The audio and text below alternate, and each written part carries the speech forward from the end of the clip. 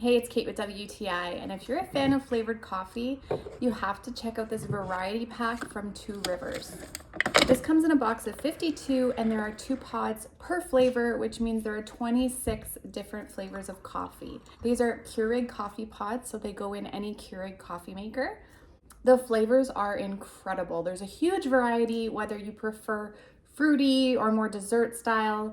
Maybe you like caramel or peppermint. There's so many options and they all are extremely well flavored.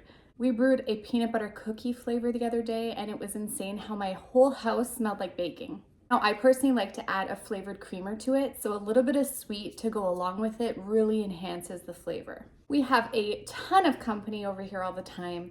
They love being able to pick through my coffee flavors and try something new every time they come, so it's a real crowd pleaser too.